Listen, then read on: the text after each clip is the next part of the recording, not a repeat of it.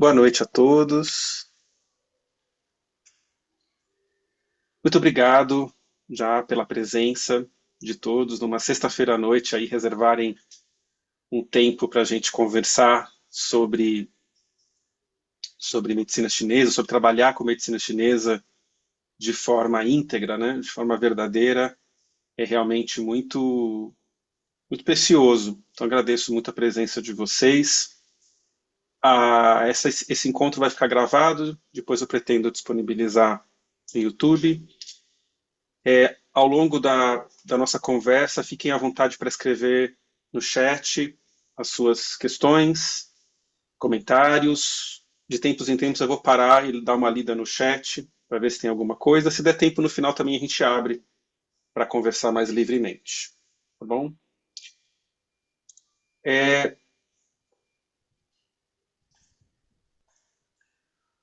o motivo desse encontro, pessoal, é conversar com vocês sobre o viver, né? Novamente, né? Já fiz outras lives sobre viver de medicina chinesa, mas hoje especificamente sobre a lida com uma questão muito difícil, que é essa sensação estimulada por informações que vão chegando para a gente, de que talvez eu esteja fazendo as coisas errado, né? De que talvez houvesse um jeito mais fácil de fazer, né? Acho que em todas as áreas da nossa vida atualmente a gente tem lidado com desinformação, não é? Com informações enviesadas, com informações que visam benefícios pessoais, venda de alguma coisa, venda de curso, né?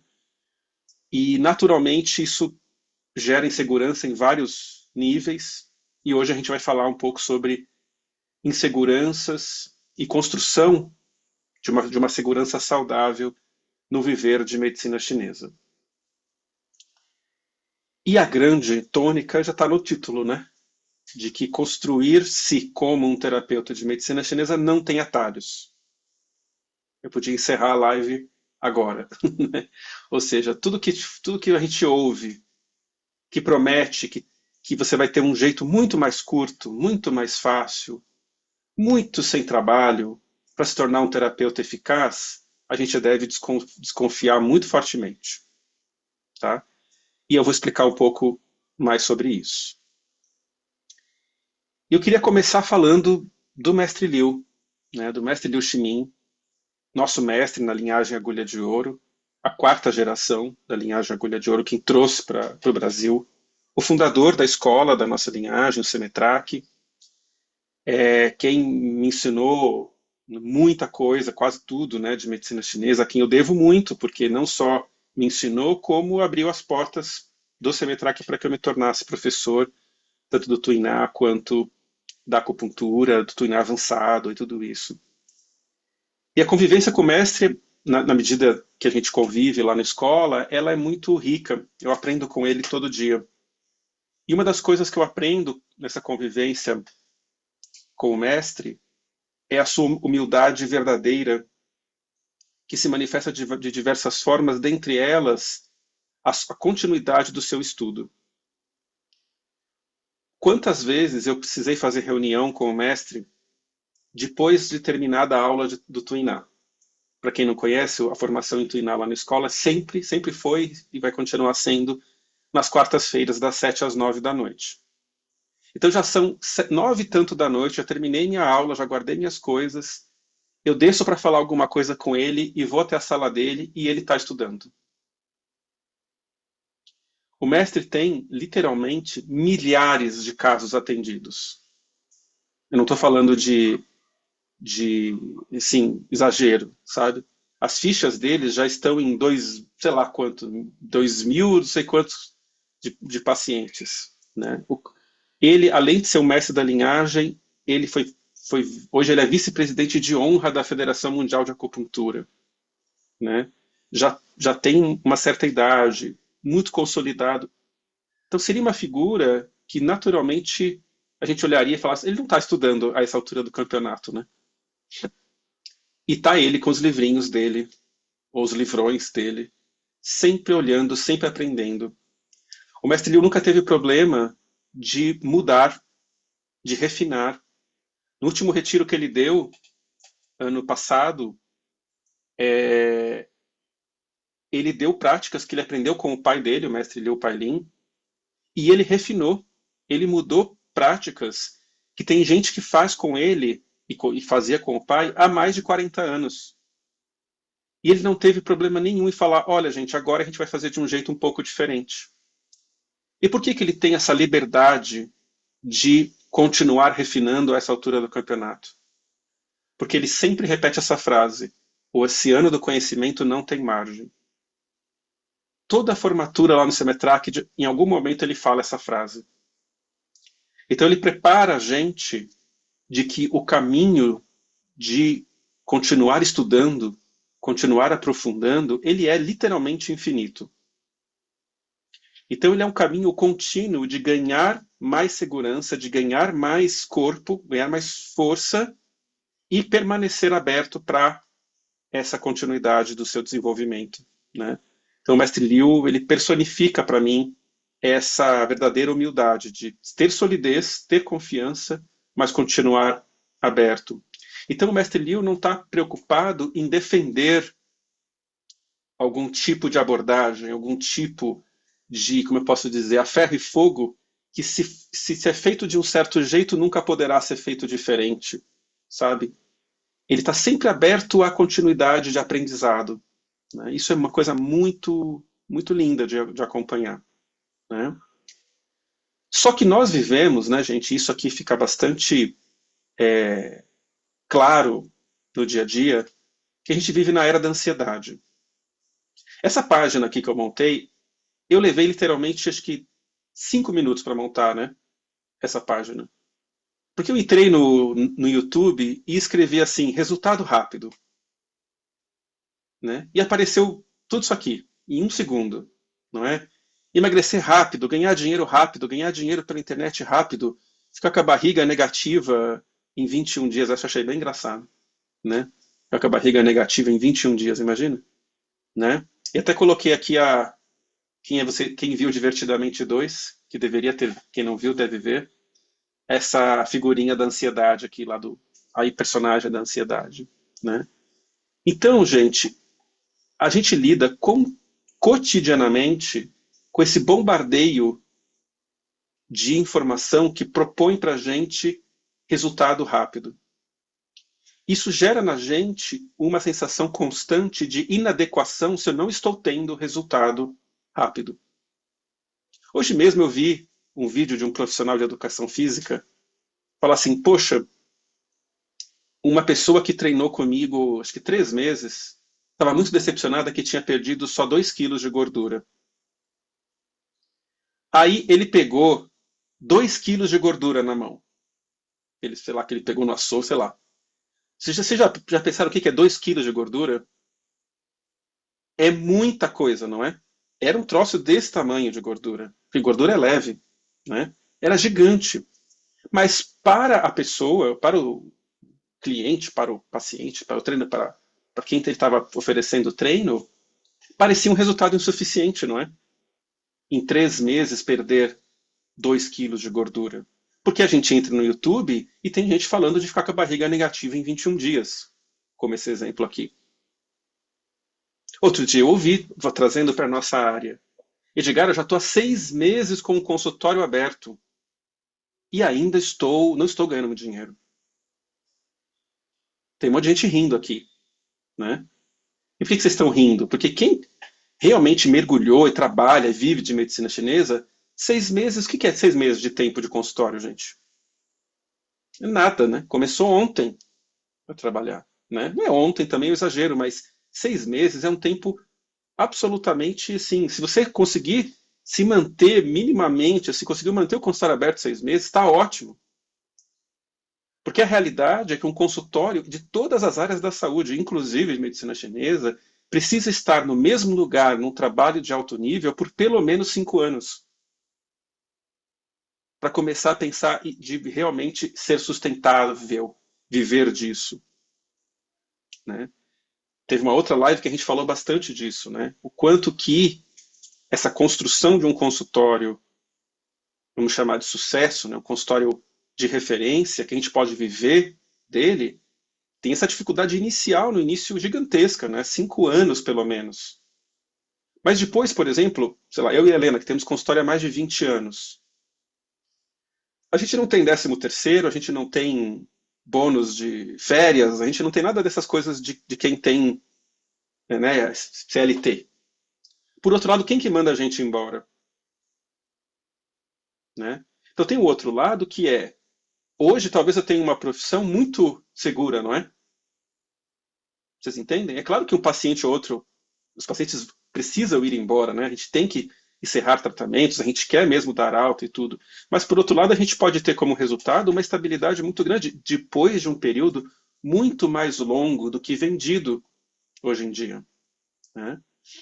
A nossa sociedade ela está muito desassociada de processos naturais, não é? Nós queremos avanços sempre retilíneos, né? Avanços uniformes, sempre crescendo. Se eu tenho um paciente, eu preciso ter 2 pacientes, 3 pacientes, 4 pacientes. A gente quer esse tipo de evolução no dia a dia. Nada na natureza cresce assim.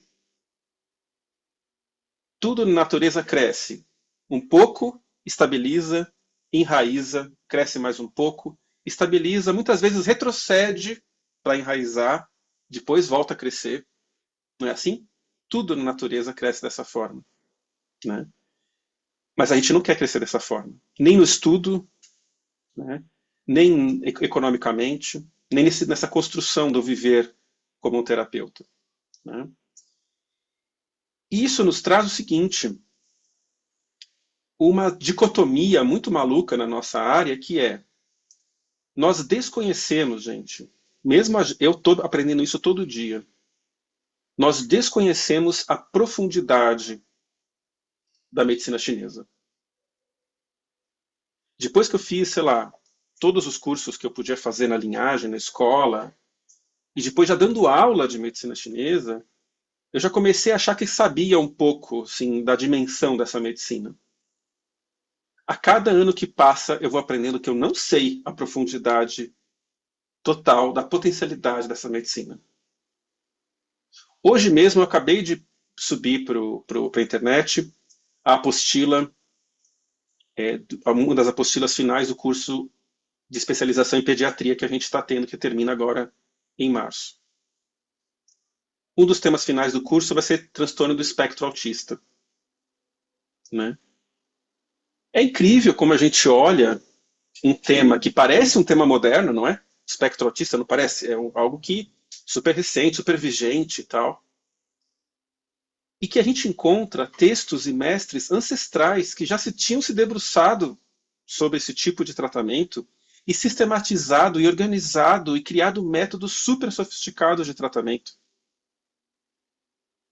Quando eu entrei na área, por exemplo, várias coisas que eu achava que deveriam ser delegadas a outras medicinas, especialmente a medicina alopática, como, por exemplo, um paciente, sei lá, tinha uma verminose. Fala, bom, se o cara tem uma verminose, melhor para ele tomar vermífugo, né? Ele ir no médico, papapá. E aí, nos últimos anos, eu fui aprendendo que não. A medicina chinesa tem todo um método, que eu vou falar hoje, inclusive, tem todo um método, uma forma de tratar verminoses, em que, em muito sentido, é mais eficaz que a medicina ocidental. Uma grande lição para a gente foi a pandemia, não é? Enquanto a gente ficou que nem barata tonta, né? Quando chegou o Covid, a gente não sabia lidar, os nossos governos totalmente perdidos, o governo brasileiro absolutamente perdido, né? Tem que fazer quarentena? Não tem? Tem que fazer isolamento? O que que faz? Vacina? Não vacina? Essas perguntas muito, né, fundamentais, e gente morrendo por conta dessas indefinições. A medicina chinesa já conhecia muito da natureza desse tipo de pandemia. A medicina chinesa já enfrentou muitas ondas de pandemia, já sabia o que tinha que fazer, já sabia ciclos de mudança da característica do vírus, né? Abordagens diferentes quanto àquilo. Então, uma das tônicas desse nosso encontro é a gente criar essa humildade de que quando a gente encontra alguém, por isso que eu coloquei essa imagem aqui, que grita na internet, que agora a moda é gritar na internet, né? Grita na internet que você está fazendo errado, existe um jeito muito mais fácil, você não precisa estudar tanto, você pode fazer o diagnóstico muito mais rápido, tem um jeito que você vai resolver todos os casos. No mínimo, gente, desconfie muito. Se não, no mínimo, ou é melhor jogue fora já essa referência, tá? Porque essa medicina ela é muito profunda, ela é vastíssima, né? Ela tem métodos que precisam ser estudados muito a fundos. E o que a gente vai conversar hoje é que esses métodos não são os mesmos para todos os casos. Então essa pílula mágica, tal fito resolve tudo, ou especialmente na acupuntura, tal método de acupuntura vai resolver tudo, é muito para vender coisas que depois vão gerar uma enorme frustração nesse terapeuta. Vocês entendem o que eu estou falando, gente? E essa live nasceu para mim, gente, de uma angústia, muito, muito física até. Porque eu não sei porquê, mas de novembro para cá, novembro, dezembro, janeiro e fevereiro, explodiu nas minhas redes sociais gente falando esse tipo de besteira, especialmente a respeito de acupuntura, sabe? Ah, você que faz acupuntura pensando os pontos para tratar os órgãos, chama diferenciação de síndromes por órgãos e vísceras, tá errado. Você que usa o ponto para tipo, para tratar o vento, frio, umidade, tá errado. Tem esse jeito aqui. Tá. A Helena acabou de me avisar. Tá travando um pouco a minha fala? Não? Ah, tá bom. Então acho que deve estar travando na sua. É, então, né, faça o diagnóstico muito mais rápido. Eu literalmente vi vídeos que, não, se você está se dedicando a estudar profundamente essa fisiologia de órgãos e vísceras, está perdendo tempo. Estou vendo a cara de vocês, né, quando eu falo essas coisas. Tá bem engraçado, né? Você está perdendo tempo. Outro dia, como é que é? Eu vi assim, é, você tá gastando muito dinheiro com tantos cursos. Tem um jeito aqui que você pode usar para todos os casos. Um curso online aqui de X horas aqui que você já resolve tudo, né? Então, gente, eu acho que esse tipo de fala, além de incorreta, ela é um desrespeito à história da nossa medicina, vocês entendem? É um desrespeito à história, é um desrespeito ao profissional, é um desrespeito às linhagens, é um desrespeito de inúmeras, né? Mas tudo está acontecendo isso, não é? Todos os campos da nossa vida. Até na política, né? A gente vai ter aqui uma medida que vai ser ótima, vai resolver tudo, tal pessoa vai resolver tudo, né? Nós estamos numa era de venda de resultado rápido. Só que esse tipo de fala muito contundente, muito gritada, muito estridente. Outro dia eu vi uma pessoa de marketing falar o seguinte, né? Hoje é mais importante você chamar a atenção do que você estar correto. Vocês entendem isso? Na política a gente vê muito isso, né? O importante é lacrar, né? O importante é gerar react, é gerar compartilhamento. Se a informação é verdadeira ou não, se ela procede ou não, se ela faz bem ou mal, a gente vê depois. Primeiro você reage aí ao que eu estou gritando aqui a plenos pulmões. Só que no campo terapêutico, isso serve para todos os profissionais de saúde. Mas, inclusive, a medicina chinesa, eu acho que especialmente na medicina chinesa, quando a gente entra numa rede social e tem alguém falando esse tipo de coisa, naturalmente alimenta uma coisa que a gente chama de síndrome do impostor. Praticamente todo profissional da saúde tem algum grau de síndrome do impostor. Por que isso? Vocês já ouviram falar de síndrome do impostor? Essa sensação que a gente tem que, no final das contas, daqui a pouco vão descobrir que eu sou uma farsa. Né? Se as pessoas investigarem bem direitinho, elas vão ver que eu não estou tão confiante assim. Eu não estou tão certo do que eu estou fazendo assim. E no final das contas eu tenho dúvidas. Né? Isso acontece, na verdade, em muitas áreas. Né? Na arte acontece demais. Né? Os artistas carregam muito o síndrome do impostor. No final das contas vão descobrir que eu sou só um cara que canta um pouco aqui, sei lá, sabe? Ou que eu bato os dedos no piano e o pessoal me acha o máximo, mas no final das contas eu sou só um cara que toca piano, sabe? Então, no final das contas, na arte tem muito isso, né? Nos campos sutis, né? Quem faz trabalhos delicados, sutis, tem muito isso. E na medicina chinesa isso é muito presente, por quê? No final das contas, o nosso trabalho tem um tanto de presença do campo sutil, não é, gente?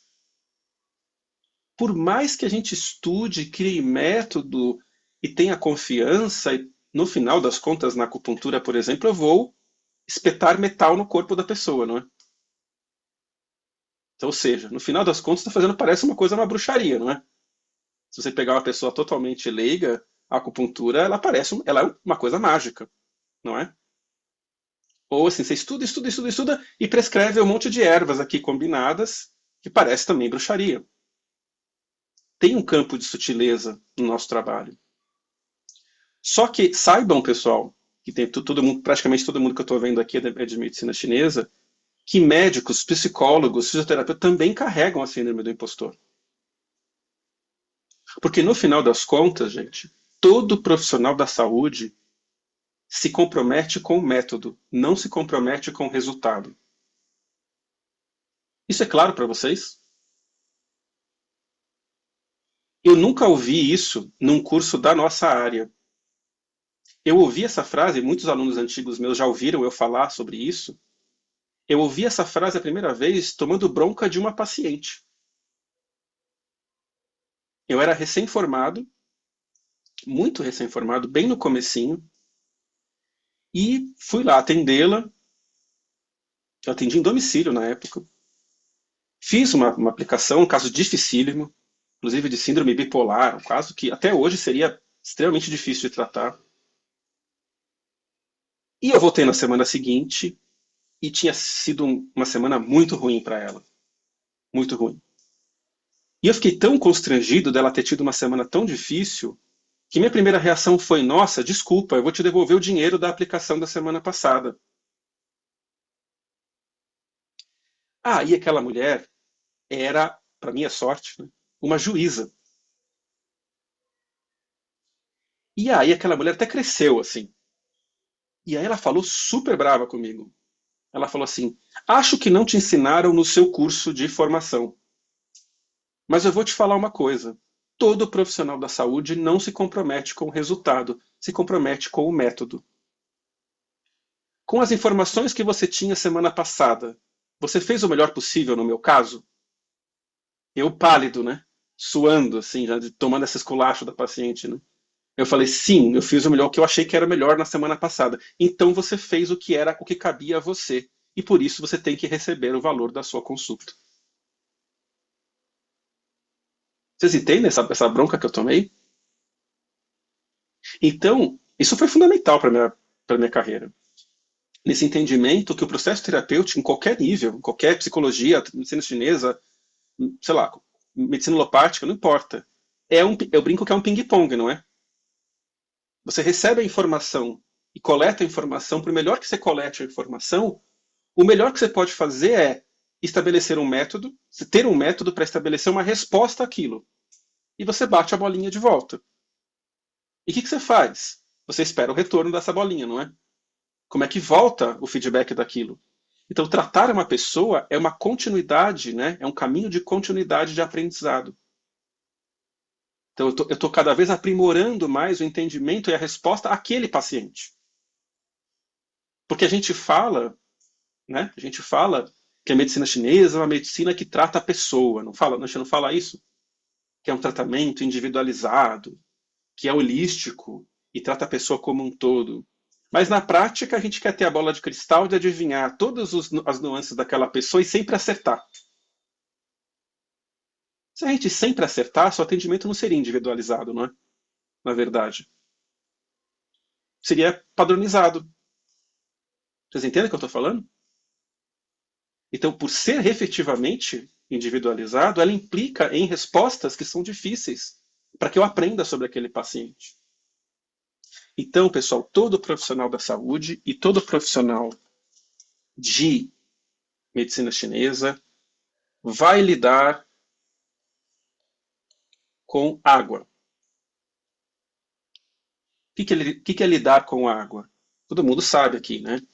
É lidar com medo, é lidar com incerteza, é lidar com imprevisibilidade. Quando eu continuei com a conversa com essa juíza, ela falou: Edgar, por melhor que seja o seu método, você tem que sempre se lembrar que a saúde é um campo de enorme imprevisibilidade. Tem muito mais fatores que envolvem a vida de uma pessoa do que um terapeuta é capaz de abarcar numa consulta. Eu sempre falo para os meus alunos, né?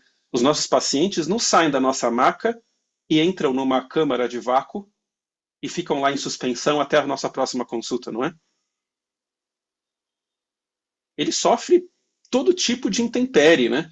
Do clima, do emocional, do céu, da terra, né? Do Fonso, da astrologia. São muitas variáveis.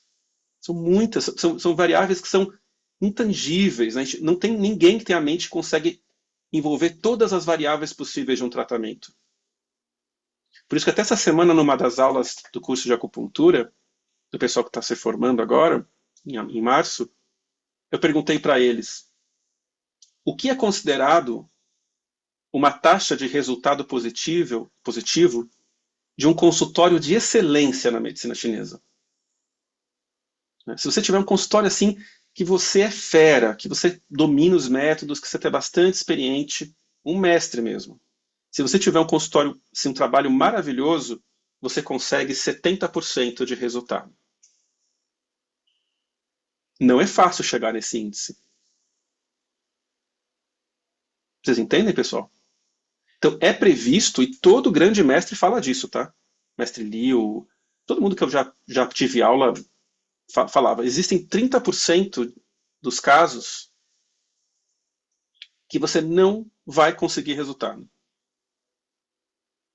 Porque fatores etiológicos, né, fatores que contribuem para aquela doença, estão além da capacidade de você envolver no seu tratamento. Então vocês percebem como isso reforça esse aspecto da água? Porque é um mistério, não é? Esse paciente que acabou de chegar, ele está nessa taxa que eu vou conseguir resultado ou ele está nessa taxa que eu não vou conseguir resultado? Todo paciente que chega para a gente, por isso que eu brinco que um bom terapeuta de medicina chinesa tem que ser um pouco detetive, não é? Porque todo paciente que chega para a gente é um mistério. É um mistério a ser revelado. Agora, quem aqui conhece de 5 movimentos, né?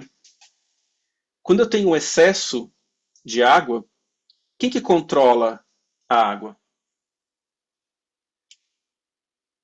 E isso, eu li vários lábios aí falando. Quem controla sempre a água é a Terra. Então, para eu lidar com essa síndrome do impostor, com essa sensação de, meu, será que eu estou fazendo uma coisa correta ou não? Será que eu tô esse tratamento não está indo para frente porque está além da minha capacidade? Ou será que eu não estou entendendo esse caso? Será que eu estou indo para uma linha de raciocínio errada ou não? Para lidar com essas inseguranças, eu preciso construir terra. Terra tem dois aspectos: o seu aspecto yin e o seu aspecto yang. Esses códigos que eu estou desenhando aqui são os trigramas do I Ching. Toda a medicina chinesa, toda a filosofia taoísta é baseada nesse tipo de codificação aqui. São as codificações das forças da natureza. O aspecto yin da Terra é o próprio trigrama Terra. O aspecto yang da Terra é a montanha. Então aqui a gente tem terra e montanha. Todo o elemento terra, tanto seu aspecto yin como seu aspecto yang, na nossa mente é, acontece, ela se manifesta, ela é análoga à nossa força do pensamento. O que é a força do pensamento? É o nome que se dá ao conjunto de funções psíquicas, literalmente, da lógica, do raciocínio lógico, do processamento de dados. Então, em tudo na nossa vida, o que melhor lida com os nossos medos é ter lógica, é trazer para o campo do pensamento. Muitas vezes tentar lidar com os medos pelo campo da sutil, da intuição, do que dissipa, pode não ser tão. Às vezes pode ser proveitoso, mas mal conduzido pode gerar mais medo. Tentar lidar com medo com, por exemplo, intransigência, violência, com certeza alimenta os medos. Então o terapeuta tem que ser capaz de construir sistemas lógicos. Sistemas lógicos significa método para lidar com essa síndrome de incerteza. Eu coloquei aqui para vocês o PAQUA. PAQUA é essa organização, PAQUA do seu posterior. É só um nome para dizer a organização das forças da vida prática que a gente vive. Então os elementos da Terra estão aqui, ó, nesse momento e nesse momento. Em síntese, o que eu quero trazer aqui para a nossa discussão? Uma das formas mais eficazes, e realmente eficazes, de construção de montanha, pessoal, é a que vai realmente trazer essa capacidade de lidar com esses medos. Porque montanha fala de solidez, fala de confiança, fala de ciclos que foram vividos. Em resumo, aqui, ó, a gente tem a representação aqui de um ciclo. Todo ciclo começa nessa energia do trovão, que dá início ao seu desenvolvimento. Todo ciclo chega no seu momento do fogo, que é a exuberância. Então aqui o trovão, por exemplo, é o nascimento. O fogo é a exuberância, é a vida madura. Aqui, por exemplo, no início do ciclo, a gente tem a primavera. No fogo, a gente tem o verão. Aí depois a gente tem o outono, no elemento metal, o pôr do sol, o momento da colheita. Até que a gente chega aqui embaixo no final do ciclo. Então, uma forma na vida muito pertinente, muito eficiente de eu construir confiança é ter ciclos completos, bem vividos. E o que significa isso na prática da medicina chinesa? Efetivamente, quando eu vou empregando os meus métodos, tratando as pessoas e chegando em final de tratamento, e resolvendo os casos, dando alta para os pacientes, eu vou construindo essa montanha de solidez. Vocês entendem o que eu quero dizer? Uma coisa é pegar o mestre Liu, que tem milhares de casos atendidos, alguém pode gritar na frente dele: olha, mestre Liu, o senhor está fazendo errado. Tem um jeito muito mais fácil de fazer. Isso vai abalar o mestre Liu? Qual é o tamanho da montanha do mestre Liu? Você percebe? Ele viveu tantos ciclos que ele tem um Everest de experiência, não tem? Agora você imagina um aluno que está no curso de formação, em qualquer escola, não estou falando só da gente. Qualquer escola, o cara está no curso de formação. O cara está lá 6 meses depois de formado. Está apanhando da prática clínica, que é difícil, os casos são difíceis. Alguém grita no YouTube. Tem um jeito muito mais fácil de você trabalhar. Não pode despertar essa água nele? E falar, puxa, pode ser mesmo que eu estou fazendo errado. Ele ainda não tem essa solidez. Faz sentido o que eu estou falando até aqui? Então, como é que eu posso criar solidez para não me deixar levar por esse tipo de desvio do caminho, se eu não tenho, eu não posso esperar 20 anos, 30, 40 anos de consultório para ganhar essa montanha só pela experiência. Aí eu quero ouvir de vocês, então. Sim, eu vou ver o chat também. Vou pedir para vocês escreverem ou vocês falarem. Como que eu posso ganhar montanha, ganhar solidez, sem depender exclusivamente do meu resultado individual, dos ciclos dos pacientes que eu vou vivendo? Como é que eu posso antecipar essa montanha? Olha que Contando com bonito, a montanha das pessoas.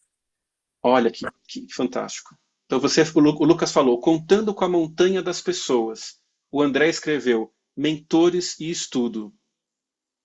A Vera escreveu, fazendo o meu melhor.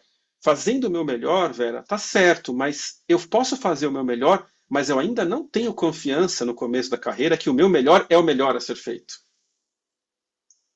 Então, eu não posso só contar com o meu melhor.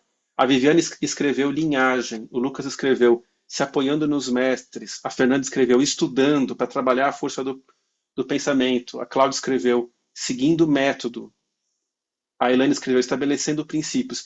Eu vou pegar essa frase da Elaine e o Lucas escreveu nos mestres e na tradição. Acho que o Lucas Oliveira resumiu bem.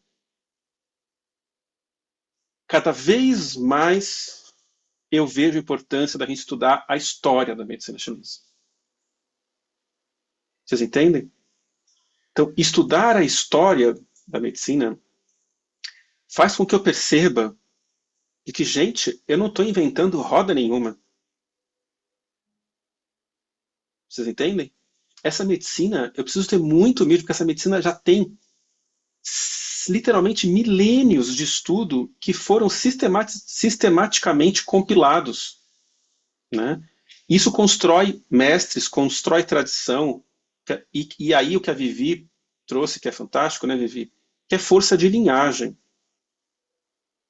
De fato, se eu estudo numa escola que não pertence a nenhuma linhagem, pode ser uma escola maravilhosa, mas eu posso cair mais facilmente nesse tipo de medo. Porque eu tenho uma aula com um, uma aula com outro, uma aula com outro, e facilmente eu me vejo sem ter uma referência sólida de uma experiência transmitida. Vocês entendem? Né? Então, isso que a Elaine escreveu aqui, estabelecendo princípios. Então, Elaine, olha que bonito. Quando você carrega uma linhagem, quando você carrega uma história, quando você já incorporou, né, a força da experiência de mestres do antepassado, os seus princípios não são seus. Vocês entendem? Não é a Elaine estabelecendo o princípio do que ela acha da cabeça dela que ela tem que fazer nesse tratamento. Né? São princípios que estão vindo alicerçados nessa montanha que eu incorporei. Então isso é tão bonito que você falou, porque olha que bonito, olha que especial. Uma montanha bem construída, uma montanha boa, uma montanha bem construída, ela dá condição, ela dá base para o próximo trovão, para o próximo ciclo. Trovão é essa coragem, essa iniciativa, né? Esse impulso ao movimento que me faz me jogar num novo ciclo. Pergunto para vocês, em todo o tratamento que chega no meu consultório, eu preciso de uma dose de coragem? Preciso. Todo tratamento, eu preciso de uma dose de coragem. Eu já vi, gente, estudantes maravilhosos, gente que estudou muito, que tinha uma ótima capacidade intelectual, uma ótima capacidade, um ótimo coração, que não conseguiu se transformar como terapeuta porque nunca conseguiu dar esse passo de coragem. Você entende o que eu estou falando? Eu já ouvi de gente assim, Edgar, eu só vou atender quando eu tiver certeza absoluta do que eu estiver fazendo. Dá para atender assim?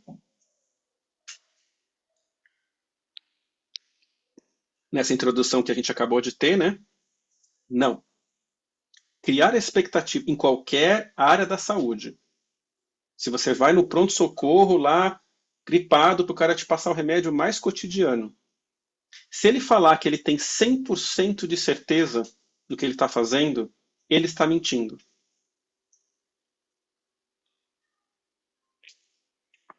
Vocês entendem? Hoje, quando eu vou num profissional de saúde, seja dentista, seja médico, né? Se o cara fala assim para mim, Edgar, eu tenho 100% de certeza, eu estou indo embora já. Eu estou na porta do consultório dele já indo embora. Vocês entendem? Agora, se o meu dentista, eu vou ter que tirar um dente daqui 2 semanas. O meu dentista falou assim para mim, Edgar, eu tenho bastante confiança que o pós-cirúrgico vai ser assim assado e cozido. Mas há uma chance de ser assim assado e cozido bem pior. Tá bom? Eu gosto mais assim, vocês entendem? Não é que eu gosto mais assim, essa frase é horrorosa. É para ser assim. Porque ele não tem certeza de como é que vai ser o pós-cirúrgico. Vocês entendem? Agora, quanto mais dentes ele já extraiu, quanto mais ele estudou, e quanto mais ele carrega de experiência de dentistas do passado, mais coragem ele tem de arrancar meu dente. Mesmo sem ter certeza absoluta que vai dar certo. Vocês entendem, pessoal? Então, todo tratamento é um jogar-se, é uma aventura. Né? Mas eu só vou me jogar, só vou ter coragem de me expor e receber um. E a gente, aqui no Brasil, gente, nós temos uma coragem imensa, né? Porque que tipo de caso a gente trata com medicina chinesa?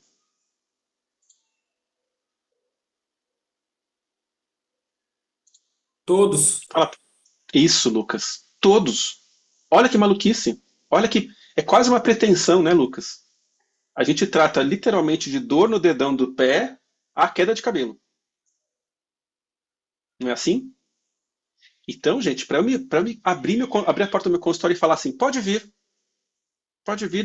e eu vou tentar fazer o melhor método possível, é um enorme ato de coragem. Mas coragem facilmente pode se tornar displicência, não é? Vocês entendem? Pode se tornar uma coisa, uma arrogância de eu fazer qualquer coisa. Então, quando a Elaine fala estabelecer bons princípios, né, estabelecer trovões, né, caminhos terapêuticos que fazem sentido, eu preciso estar alicerçado em boas montanhas. Então, sintetizando, é ter bons métodos, como disse alguns de vocês, ter treinamento da força do pensamento para construir boas elaborações, já incorporar elaborações que já foram feitas, eu não preciso criar do zero os métodos dessa medicina, essa medicina já tem muitas montanhas já estabelecidas que eu posso incorporar experiência de mestres seculares, e se eu puder pertencer a uma linhagem, eu incorporo montanhas de forma ainda mais viscerais. Isso é representativo que no final do curso, né, nas últimas aulas do curso de acupuntura, eu falo de uma tradição taoísta que se incorpora na nossa linhagem, que é, a gente fala da importância, quem quiser ter um altar no consultório, não é?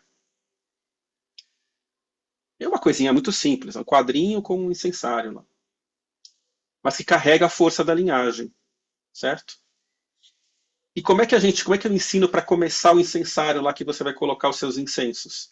Você pede incenso do incensário de alguém da linhagem mais antigo. E aí você pega esse incenso, põe na base do seu incensário para começar a acender o seu incenso. Vocês entendem que esse é o símbolo do que eu estou falando hoje? O que é esse incenso do incensário do meu colega mais antigo? É a montanha dele, não é? Os dias de consultório dele, a força de repetição de ciclos dele. Quando eu já trago isso para o meu consultório, eu humildemente estou incorporando essa força.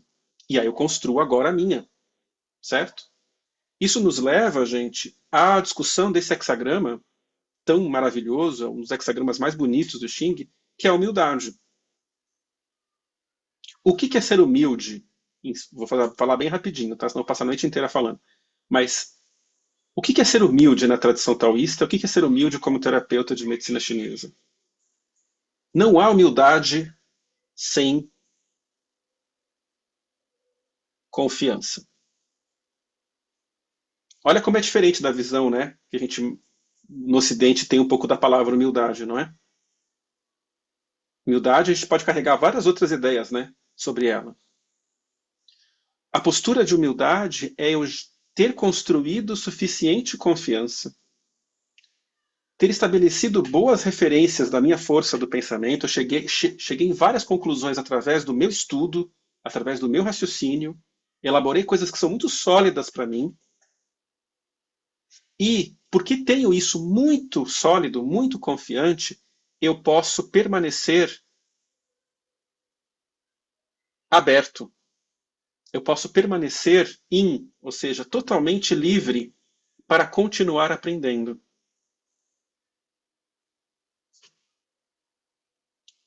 Então, gente, quando sou verdadeiramente humilde, um aluno meu pode chegar para mim e falar, Edgar, ó, descobri esse livro aqui que fala umas coisas diferentes do que você fala. Se eu não sou humilde, o que isso vai gerar em mim? Uma insegurança, não é? Meu Deus, será que esse troço vai falar que eu estou fazendo tudo errado? Né? Será que vai ir contra? Será que eu vou ficar inseguro? Se eu tenho uma boa montanha e sou muito humilde, posso falar, deixa eu ver esse livro aí. Deixa eu ver o que esse livro, o que esse mestre, o que esse curso pode ser incorporado pela minha montanha. Eu não perco a minha referência. Vocês entendem? Tanto que quem é aluno mais antigo meu aqui sabe. No começo da formação, eu meio que peço para os alunos não fazerem outros cursos, não é? Porque se sai fazendo muito curso ao mesmo tempo, não consegue construir uma montanha sólida. A partir de um certo momento, eu falo para os alunos, agora, por favor, vai fazer outros cursos em outro lugar. Porque você já tem solidez para ter até discernimento lógico para pensar, isso faz sentido, isso não faz sentido. Isso é coerente, é diferente, é um método diferente do meu, mas tem sua coerência. Isso é um método diferente do meu e não tem coerência nenhuma. Vocês entendem?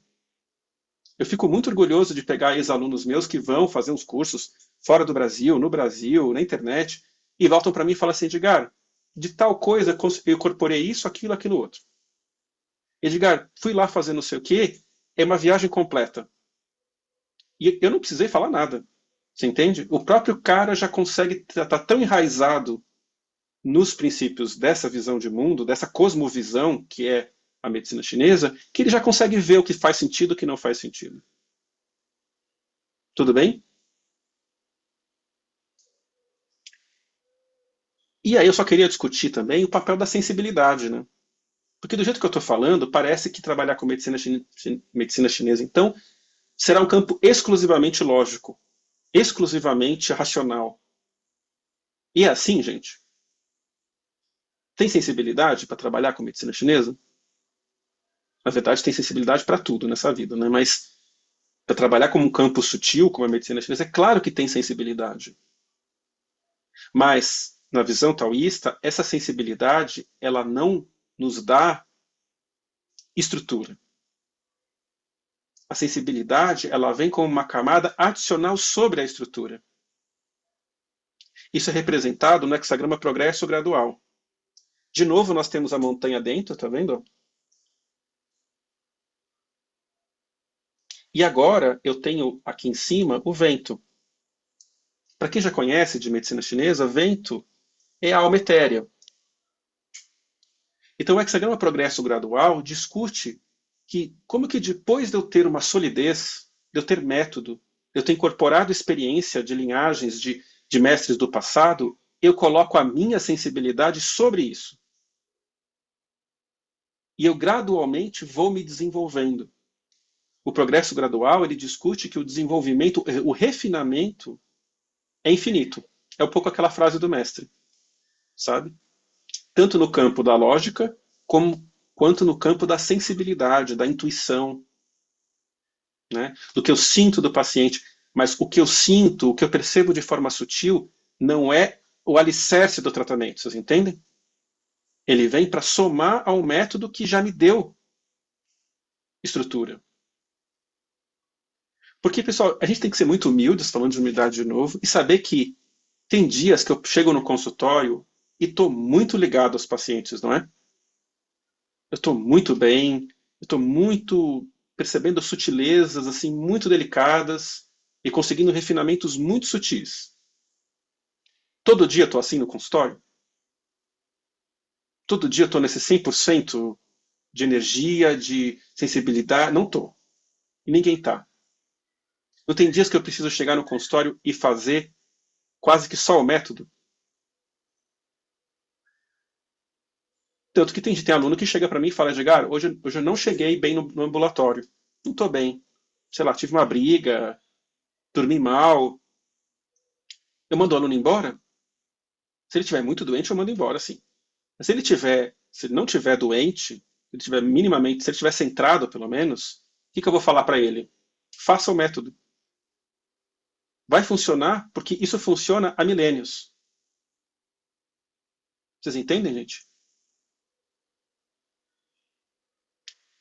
Então, e esse é um caminho contínuo. Então, a gente vai incorporar essa sensibilidade a essa estrutura que eu preciso já ter bastante enraizada.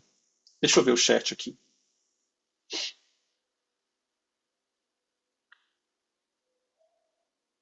Aí o André escreveu. Se há prática constante, a gente nunca para de aprender. Por isso que o lugar do não saber também é importante. Ó, isso que o André tá falando, né? Tá no Hexagrama Humildade, né, André? Eu sei. E pelo tanto que eu sei que eu preciso permanecer aberto, que é essa terra fora. O quanto mais eu aprendo de medicina chinesa, mais ela se revela um campo de estudo infinito. Hoje eu acabei o material do curso de pediatria, a apostila de pediatria deu 295 páginas. Aí eu pensei, teria mais coisa para dar? Um caminhão de coisa para dar. Tem outros campos que eu quero preparar cursos avançados, que eu preciso, para mim, né, para me aprofundar de coisas que eu vou descobrindo que já estão sistematizadas nessa medicina. Um monte de coisas para estudar. Vocês entendem? E isso vai aumentando a minha montanha, que é o propósito do humildade. Aí a Simone escreveu: somos passíveis de erros, por mais que seja o conhecimento que temos. Exatamente. A Vera escreveu que está no caminho certo, fico feliz. O Felipe escreveu: é uma arte taoísta. Exatamente. Então é uma arte, né? Ela requer método e requer sensibilidade. Você pode ser um maravilhoso músico. Se você nunca aprendeu o método de nenhum instrumento, vai ser muito difícil canalizar a sua sensibilidade musical. Não é assim, gente?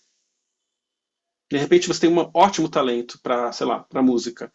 Alguém te dá montanha, né? Te dá estrutura, método para você tocar o piano, pronto, você deslancha nessa história. Isso é arte. O Lucas escreveu: tem dia que você chega cheio de catarro na mente. Aí realmente é outro tipo de terra, né, Lucas? E a Helena escreveu: eu hoje. O Paulo também. Isso, pronto, é a montanha da linhagem. Lucas escreveu. Então, a notícia dessa live, né, em oposição a essa era da ansiedade que a gente está vivendo, é que trabalhar com medicina chinesa verdadeiramente profunda, holística, ecossistêmica, como a gente gosta de dizer, é difícil. É exigente. Vocês entendem? Tem alunos que chegam, tá no primeiro ano da acupuntura e falam assim: Edgar, mas é muito difícil. O que eu falo pro cara? É difícil mesmo. E tem aluno que se espanta com a minha resposta. Porque a gente está num certa coisa meio quase mercantil, assim, né? Como acho que alguém escreveu sobre gerar lucro, né? Essas ansiedades geram lucro, né? E quase tem aluno que espera que eu fale: não, não, não. Não, é fácil. Na verdade é fácil. Daqui a pouco vai ficar fácil. ou eu vou te dar um jeito que é fácil. Não. Ser terapeuta de medicina chinesa é exigente, é trabalhoso, requer muito estudo, muita humildade, muita paciência, discernimento, requer interesse. Se você não é uma pessoa interessada, você não vai ser terapeuta de medicina chinesa. Vocês entendem, pessoal? Requer interesse, requer investimento também, não é? Investimento de todas as dimensões, de tempo, de dinheiro, de energia, né? Só que ao mesmo tempo, gente, o que me encanta? Esse caminho difícil, exigente, quando a gente se aprofunda com método, com reverência à história, com uma linhagem, você consegue a possibilidade de uma integração das ferramentas clínicas nessa medicina. Acupuntura, tuiná, fitoterapia, dietoterapia, exercício são considerados os 5 campos práticos, né, os 5 campos de tratamento dessa medicina. E o que a gente vai percebendo na prática? O tuiná tem uma certa ação. A acupuntura tem outra capacidade de atuação. Então, só que se eu faço um curso de tuiná em algum lugar, faço o curso de acupuntura, uma acupuntura, sei lá, de outro jeito, em outro lugar, eu escuto isso de profissionais. Eu tenho só 2 ferramentas no meu consultório. Horas eu faço massagem, horas eu faço acupuntura, horas eu faço acupuntura e massagem. Eu não sei a integração delas. Vocês entendem o que eu estou falando, gente? A medicina chinesa não é uma coleção de ferramentas. Tem muita gente estudando assim, não é? Eu vou fazer o curso de aurículo para colocar mais o item lá no meu Instagram, assim, também faço aurículo. Agora eu estou fazendo o curso de massagem para colocar mais o item lá. Agora também ofereço massagem. Não tem gente que tem consultório e é o paciente que escolhe a ferramenta? Tem um valor para massagem e tem um valor para acupuntura. Como medicina chinesa isso faz sentido, gente? Não faz, na verdade, como medicina chinesa tradicional, isso não faz sentido nenhum. Porque é o paciente leigo que vai escolher o que é melhor para ele. Na verdade, é o terapeuta que tem que saber qual é o campo de atuação do tuiná. Qual é o campo de atuação da acupuntura? O que uma faz que a outra não faz? E qual é a intersecção entre elas? Qual é a hora de usar as 2 juntas? Qual é a hora de usar a fito? Qual é a hora e de que jeito que eu vou usar nesse paciente fitoacupuntura e tuiná juntos? É possível usar tudo junto, gente? A mesma consulta? É muitas vezes possível. É enorme o campo de atuação das 3 juntas, né? Só que eu preciso estudá-las de forma unificada. Se eu estudo de forma separada, se eu estudo buscando resultado rápido, né? Tem esse jeito aqui da acupuntura que é excelente e outro jeito de massagem que é maravilhoso, mas as coisas não se conversam, eu nunca vou ser um terapeuta que consegue o máximo de resultado que essa medicina é capaz de chegar. Né? Para que eu chegue nessa integração das 5 ferramentas, deixa eu tomar uma água aqui.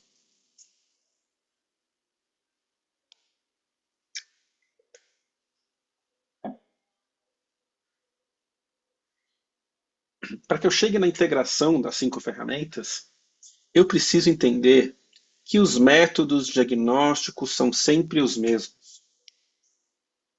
Olha que coisa bonita. O que é diagnóstico na medicina chinesa? Diagnóstico é coletar informação com método. Quando o paciente chega, eu já sei se eu vou fazer acupuntura, tuiná, fito, exercício, comida, não sei, não faço ideia do que eu vou fazer com ele.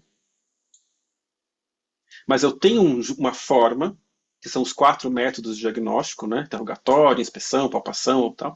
Tem um jeito de eu pegar a informação dele. Isso é metodologia. Só que os métodos de diferenciação, o que é diferenciação? é pensar, é decidir, é elaborar, é efetivamente entender o que está acontecendo. Os métodos de diferenciação, eles então são determinados pelo tipo de doença. Isso aqui pouco falado. Se eu trabalhar com medicina chinesa de forma profunda, não tem essa história assim, eu gosto de trabalhar desse jeito, eu gosto desse método. Eu gosto mais de, sabe, de modo geral. Claro que tem no detalhe eu posso ter uma preferência ou outra por uma técnica de massagem um pouco mais que para cá, tá? Mas como eu vou pensar, entender esse caso, não tem o meu gosto por uma técnica. Vocês entendem o que eu quero dizer? O tipo da doença a doença pede que eu pense aquele caso de um certo jeito. Então, diferentes doenças no mesmo paciente exigem metodologias de tratamento diferentes. Então, eu peguei a informação, o paciente tem doenças muito diferentes, eu posso pensar certo grupo de informação de um jeito, pensar certo grupo de informação através de outro método, e isso vai estabelecer uma coerência das ferramentas. Isso aqui, eu lembro que uma vez, quando eu fui começar o curso avançado de diagnóstico, eu coloquei uma página parecida com essa na lousa, na projeção. E teve uma moça que levantou e foi embora. E eu fui atrás dela, assim, ela foi embora no intervalo, ela foi educada, né? Não é que ela foi embora no meio da aula. Deu intervalo, ela foi embora, indo embora. Assim, eu falei, calma, mas o que está acontecendo? Teve alguma coisa que você ficou desconfortável? Ela falou, Edgar, quando você colocou aquela imagem de tudo que eu tenho para estudar, e ela tinha vindo de uma escola de acupuntura que tinha dito para ela que com o método de 5 movimentos, de 5 elementos, ela ia resolver tudo. E aí quando ela viu que tem um monte de métodos que são complementares, que são exigidos e que são importantes e que são para cada tipo de coisa, ela falou: Isso me assustou muito, Edgar. Eu não estou preparada ainda para abrir minha cabeça para estudar tudo isso. Eu vou continuar lá fazendo os meus 5 elementos e depois eu volto em algum momento. Eu achei muito correto, muito válido, tudo bem. Porque ela foi muito humilde até. Né? Até a página 2, né? Porque se ela ficar presa achando que ela vai resolver tudo pensando os casos por 5 elementos, ela está se enganando. Depois daquela aula, ela já sabe que ela está se enganando. Vocês entendem, gente? É muito duro falar isso, mas essa é a verdade. Se você vai num congresso importante de medicina chinesa e você vai discutir um caso, vai apresentar o caso, e você só ficar explicando a situação por 5 elementos, acupunturistas de alto nível, enfim, qualquer lugar do mundo, vão achar isso bem esquisito. Vocês entendem? Porque 5 movimentos é um método que tem o seu lugar e especialmente o seu lugar didático. Como eu até usei 5 elementos aqui, não usei? Para controlar a água a gente usa a terra. É fácil de explicar isso. Agora, olha essa página, gente, e vamos ver quantos métodos de pensar o caso nós temos nessa medicina. E eu quero passar um pouco, bem rapidamente, por todos eles hoje. Porque tem acupunturistas aqui que não são da escola, né? Mesmo acupunturistas da escola talvez não tenham fresco na cabeça todos esses métodos aqui, tá? Então eu vou passar um pouquinho sobre isso. Antes de eu passar pelos métodos, eu quero ver o chat.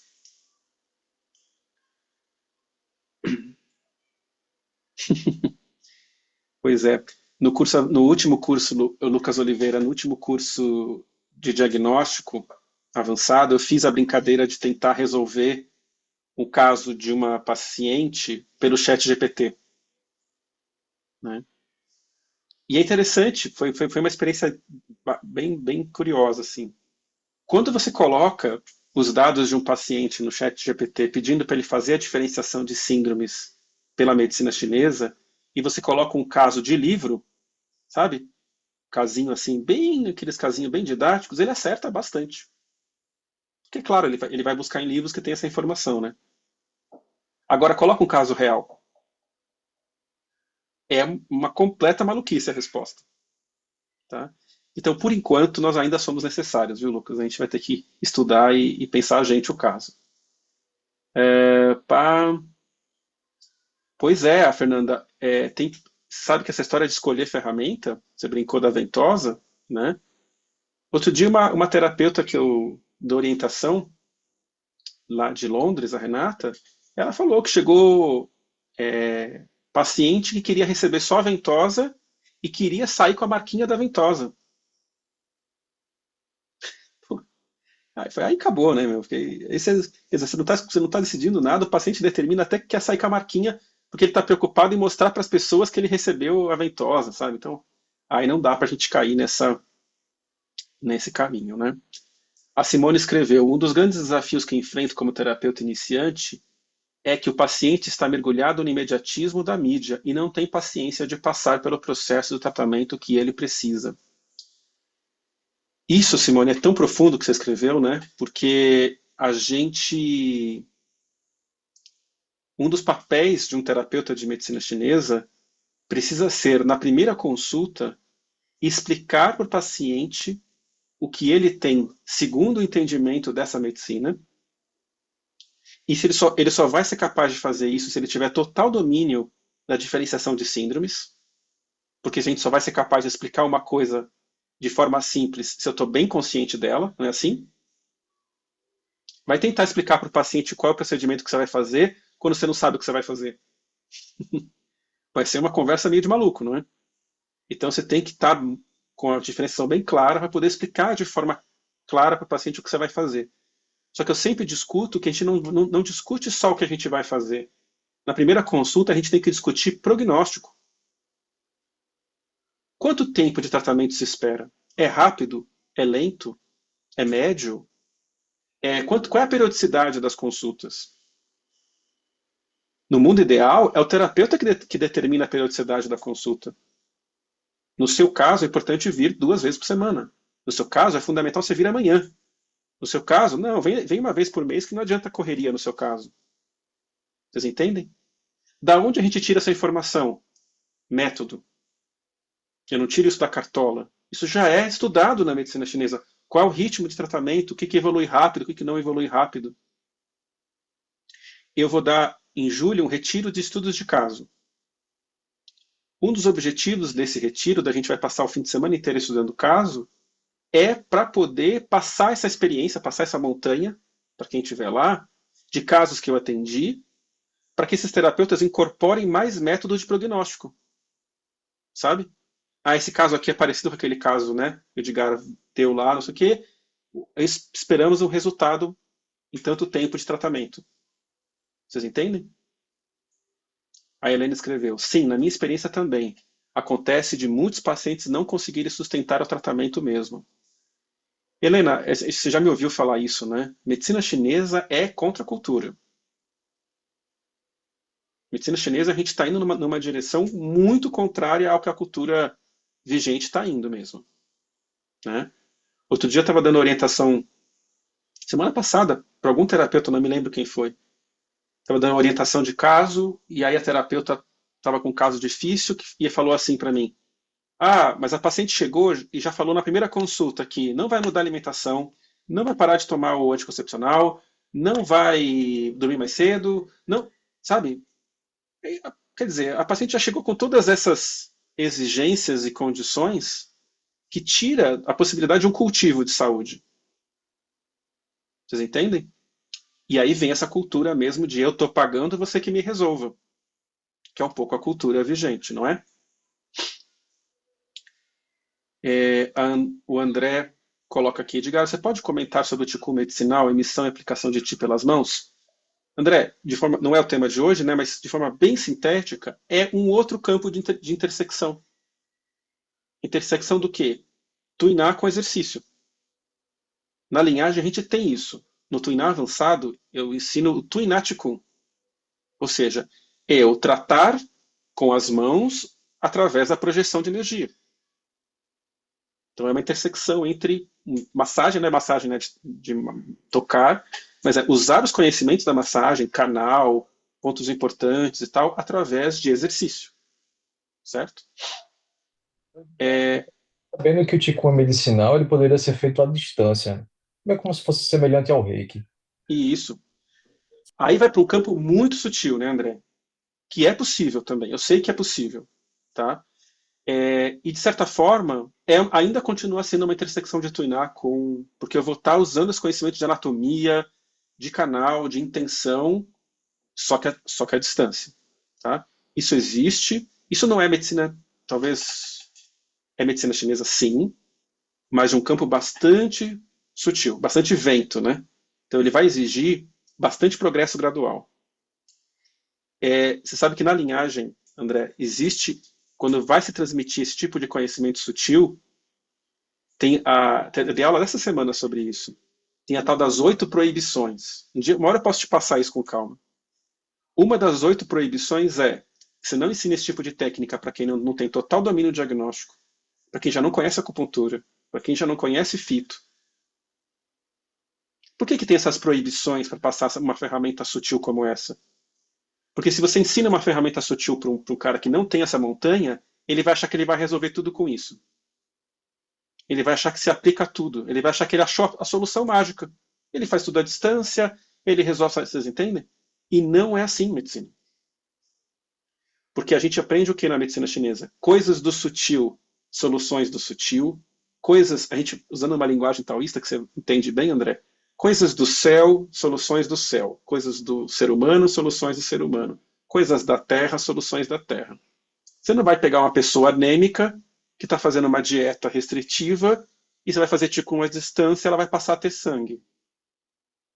Eu sei que você sabe disso de trás para frente.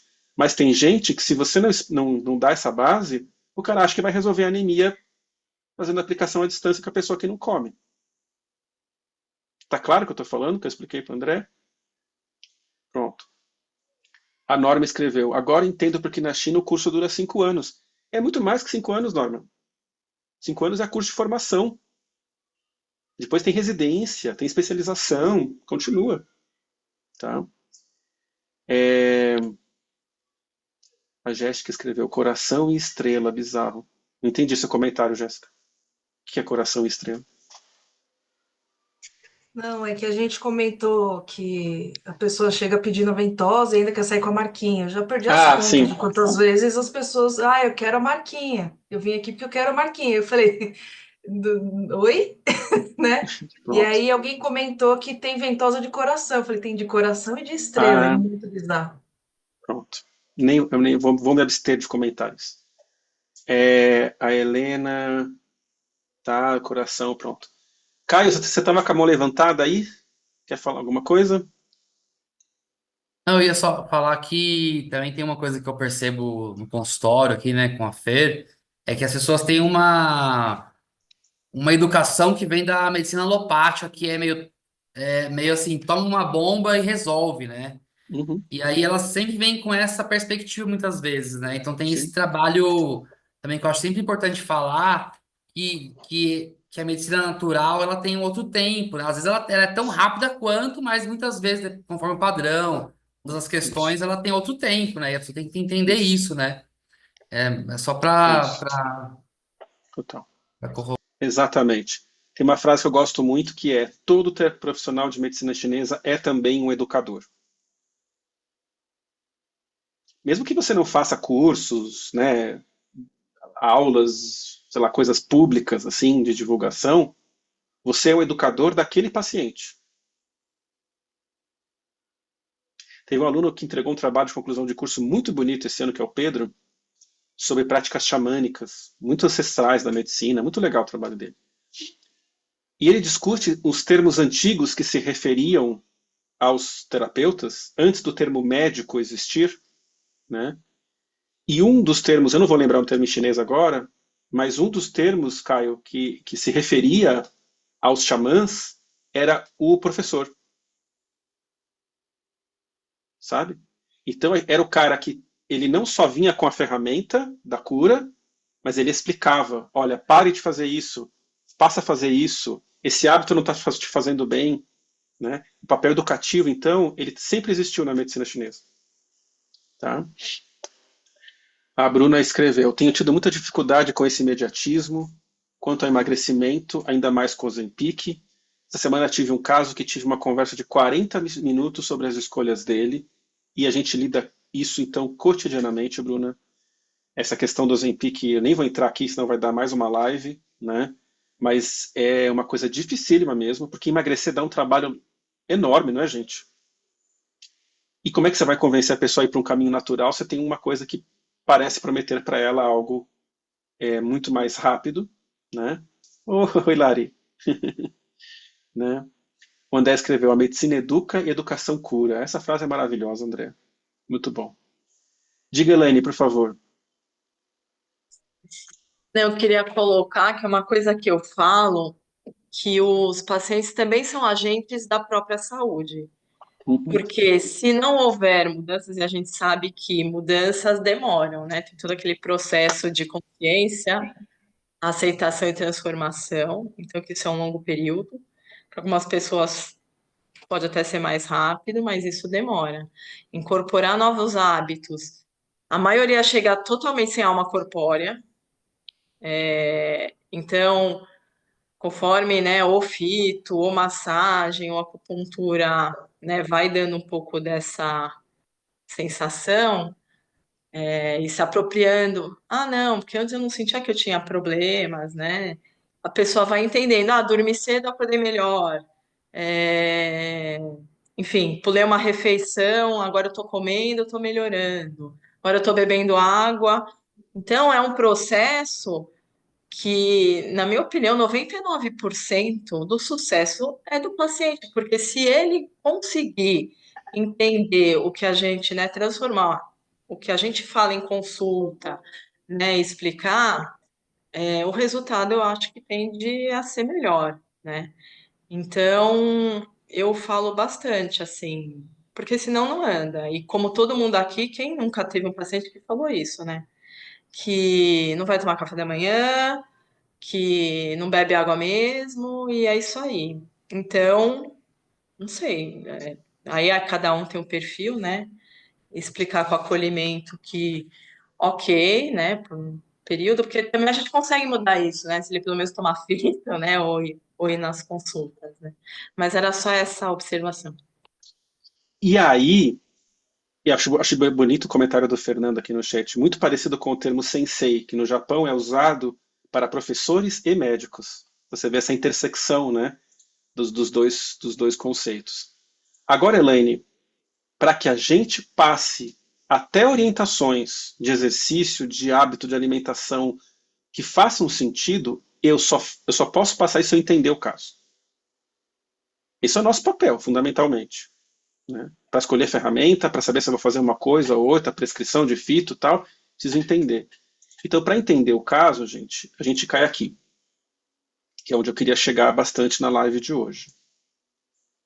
A gente saiu hoje sabendo que nós temos todos esses métodos de diferenciação de síndromes. A partir de um mesmo diagnóstico, a partir de uma mesma coleta de informação, eu vou pensar o caso de acordo com a doença. Então, por exemplo, primeiro método, diferenciação de síndromes por órgãos e vísceras. Esse é o método, ou seja, pensar o que está acontecendo, qual é a síndrome, através do que está alterado nos órgãos e na fisiologia das vísceras. Esse é o principal método para o entendimento de todas as doenças internas. O que são doenças internas? Vamos dar exemplos aqui, vou colocar alguma coisa. Por exemplo, se eu falar de ginecologia, doenças gástricas, doenças psicoemocionais, que mais? Doenças endócrinas, né? Todas as doenças que nascem interiormente. E que se manifestam, não só que nascem, mas que se manifestam e se predominam no campo do interior do corpo. Tá? É um método complexo, não há dúvida. É um método que quanto mais a gente estuda, mais a gente tem para estudar. Esse método é o que eu mais ensino no curso de diagnóstico avançado. Chama de curso de diagnóstico e diferenciação avançado. É um dos meus cursos avançados mais antigos. Toda vez que eu dou esse curso, eu refino o conteúdo. Toda vez, eu estou melhorando, melhorando, melhorando. Porque esse caminho, essa margem desse conhecimento, desse tratamento interno, não tem fim. Agora, não é um método exclusivo para a fitoterapia. Essa foi uma das bobagens que eu escutei nos últimos meses. De que se você, acupunturista, está pensando o caso de acordo com órgãos e vísceras, você está errado. Porque antigamente a acupuntura não foi feita assim, que isso é só para fito. Esse é um desconhecimento enorme, enorme, tá? Eu trouxe como exemplo desse desconhecimento um conteúdo que eu dei no último curso avançado, que é fórmulas clássicas de pontos segundo órgãos e vísceras. Lá nesse curso eu fui dando para cada diferenciação de um órgão tal, fórmulas históricas que eu fui encontrando nas pesquisas. Então, por exemplo, a gente tem uma fórmula que o nome dele é engraçado, ela se chama afrouxando o coração. Essa fórmula de pontos significa o entendimento de que os pontos têm função nos órgãos e vísceras isoladamente. Mas eles cumprem também funções combinadas. Quando eu junto funções isoladas, forma-se uma terceira função. Uma segunda, terceira, quarta função. Vocês entendem? Então, quando eu combino bexiga 15, que é o ponto Chu do coração, pericárdio 6 e C7, isso compõe uma fórmula, se chama afrouxando o coração. Ela foi descrita num texto de 1601. Olha como é antigo, gente. 1601, tá? De um livro chamado Zenju Daishen, que é o grande compêndio da acupuntura e mochabustão. Historicamente, é considerado, claro, depois do Imperador Amarelo, desses livros ancestrais, o livro mais importante da prática da acupuntura. E ele traz essas fórmulas de pontos, né? E quando você lê a descrição do livro sobre a fórmula, de 1601, você vê que ele está partindo do pressuposto que o acupunturista domina a diferenciação de síndromes por órgãos e vísceras. Vocês entendem? Porque ele vai falar, o pericárdio 6 tonifica o ti do coração, o C7 é o ponto fonte, em combinação a tonificação do ti do coração, você está direcionando para o yang do coração, porque qual é a ideia de afrouxar o coração aqui? Qual é o efeito dessa fórmula? Vou escrever aqui como curiosidade para vocês. Essa fórmula, ela tonifica o yang do coração, ou seja, tonifica as funções do coração, e trata com isso, uma das suas queixas é a dor torácica intermitente. Né? É aquela dor enfacada que nós sentimos no peito quando o coração não consegue impulsionar o sangue. Que se agravar, pode gerar um infarto. Vocês entendem? O coração literalmente, o sangue literalmente para, infarto. Então, esse afrouxar significa relaxar, ter função para conseguir impulsionar o sangue. Outro exemplo. Próxima fórmula aqui. Ó. Essa fórmula se chama suplementando o baço e o estômago pela mochabustão. A fórmula é composta do VC12, VC6 e E36. De um livro chamado O Espelho Precioso da Defesa da Vida. Ele foi escrito por Luo Tianyi. Não se sabe exatamente a data do livro, né? Mas foi na dinastia Yuan, que é entre 1271 e 1368. Olha que antiquíssimo que é esse texto, né? E discute o quê? A combinação de tonificação do VC12, VC6 e E36 para tonificar também o yang do baço. Né? Ele discute, nessa fórmula de ponto, a recuperação, por exemplo, de diarreias crônicas,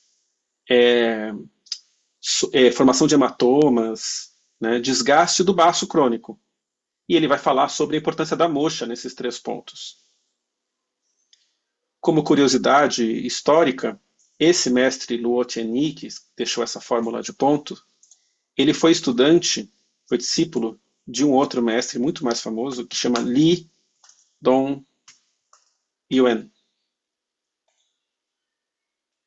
Esse mestre, Li Dongyuan, ele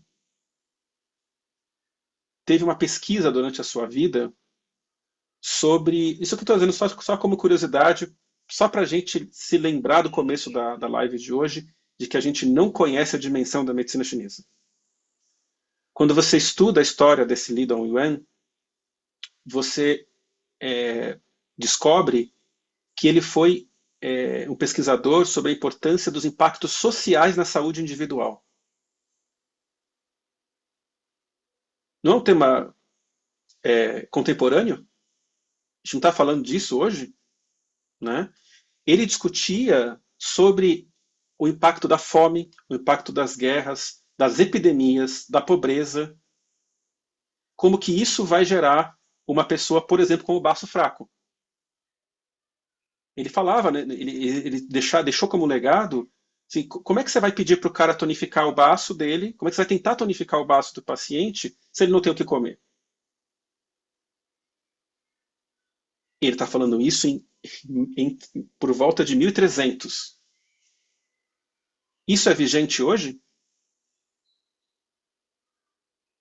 A gente enfrenta isso, por exemplo, na prática clínica, no ambulatório lá da escola. Não é? Tem gente carente que a gente atende lá no ambulatório.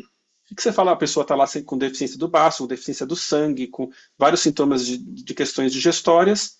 Aí você vai investigar a alimentação da pessoa. A pessoa é uma pessoa muito carente que vive de, como aconteceu um tempo atrás no ambulatório, que vive de bolacha waffle e compra no trem por R$1,50.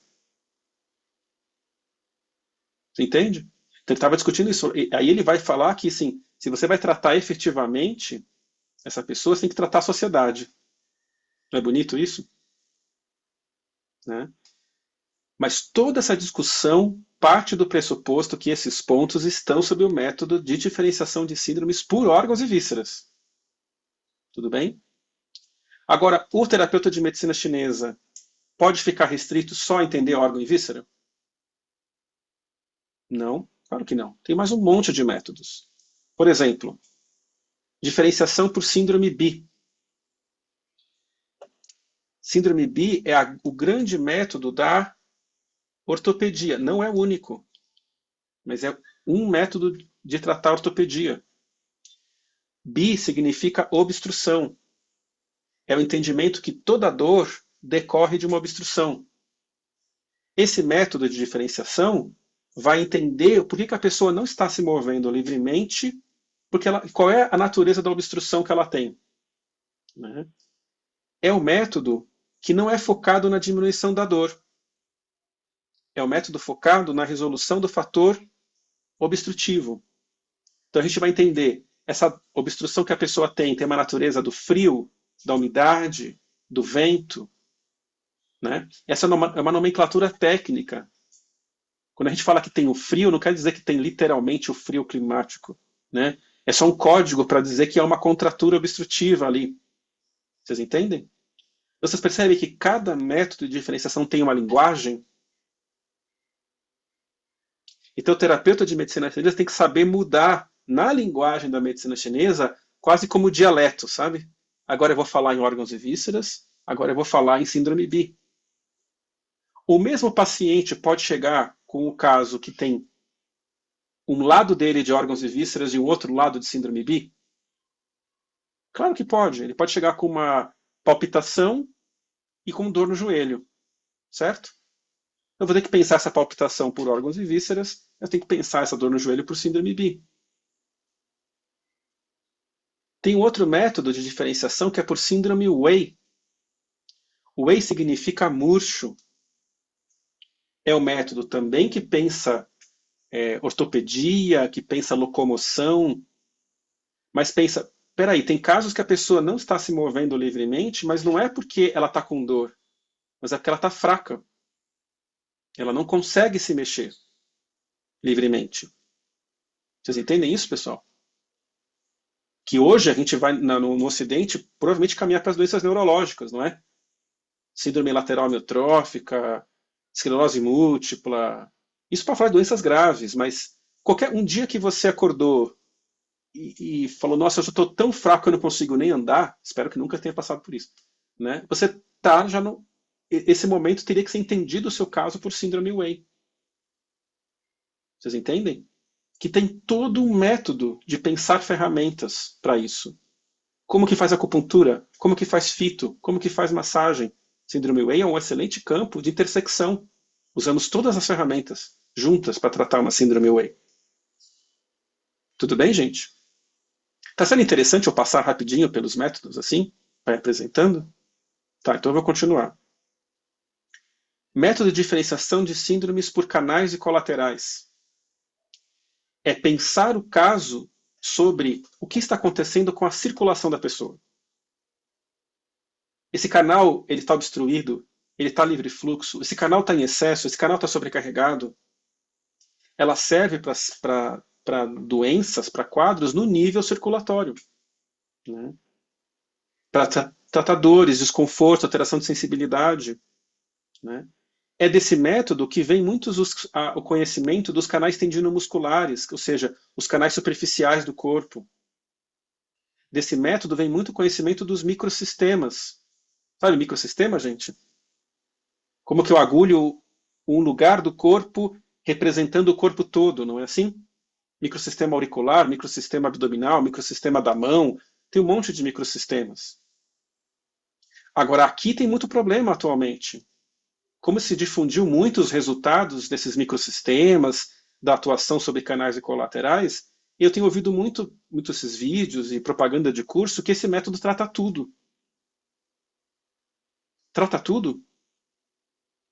Não trata tudo. Vocês entendem? E também não é um método exclusivo para a acupuntura. Eu posso pensar canais e colaterais para entender a circulação do corpo e usar isso para tuinar, por exemplo. E usar isso para exercício, por exemplo. Vocês entendem? Por exemplo, eu tive um aluno que entregou um trabalho de conclusão de curso sobre a análise terapêutica do Pato Antim. Pato Antim é uma célebre, né? Um conjunto de exercícios muito famosos dentro do Qigong. Quando você pensa, mexer o corpo de tal jeito tem tal efeito, você está pensando em canais, basicamente. Vocês entendem, gente? Então isso aqui, determinados tipos de doença respondem muito bem a esse método. Mas eu não consigo, por exemplo, ter um tratamento super avançado para o aspecto psicoemocional. Vocês entendem? Tem outro método, muito pouco falado, diferenciação de síndromes por síndrome GU. Síndrome GU são as verminoses. Isso é algo importante na prática clínica? Textos antiquíssimos já falavam. Quando um caso é muito complexo, suspeite da verminose. Suspeite da síndrome GU. Sabe aquele caso que não avança? Você tonifica, o cara não responde, está sempre o caso empacado, sempre com resíduo. Tem uma forma, tem um jeito de você pensar em como entender se há ou não verminose e como você mudar o ambiente fisiológico para eliminar essas contaminações, esses agentes patogênicos. Certo? Se você ficar preso só no método de órgãos e vísceras, se você ficar preso só no método de canais, por exemplo, você nunca vai vir na sua cabeça, esse caso pode estar sendo difícil porque o cara está com um parasita.